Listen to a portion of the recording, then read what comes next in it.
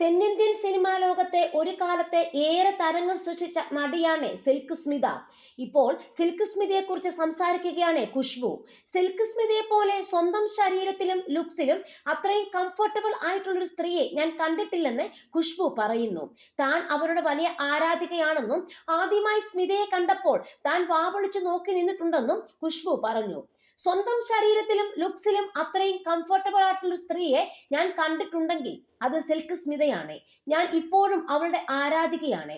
ഒരു താരത്തിനെ ആദ്യമായി കണ്ട് ഞാൻ വാവൊളിച്ച് പോയിട്ടുണ്ടെങ്കിൽ അത് സിൽക്ക് സ്മിതയെ കണ്ടിട്ടാണ്. 1984 ഞാനും അർജുനും കൂടെ ഒരു സൈലന്റ് സിനിമ ചെയ്തിരുന്നു. ആ ചിത്രം റിലീസ് ആയില്ല. അതിൽ സിൽക്ക് സ്മിത വളരെ പ്രധാനപ്പെട്ട ഒരു വേഷം ചെയ്യുന്നുണ്ടായിരുന്നു.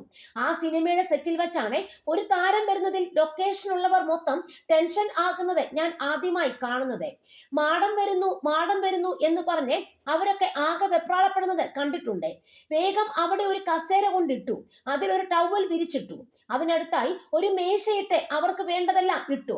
ആരാണ് വരാൻ പോകുന്നത് എന്ന ആകാംക്ഷയിലായിരുന്നു ഞാൻ. ഉടനെ സിൽക്ക് സ്മിത വന്നതും ഞാൻ അത്ഭുതത്തോടെ നോക്കി നിന്നു. എന്നേക്കാൾ മുതിർന്നത് കൊണ്ടുമല്ലായിരുന്നു അതെ. അത്രയും കോൺഫിഡന്റ് ഉള്ള, ഭംഗിയുള്ള, വണ്ടർഫുൾ ആയ മറ്റൊരു സ്ത്രീയെ ഞാൻ കണ്ടിട്ടില്ലെന്നാണ് ഖുശ്ബു പറയുന്നത്.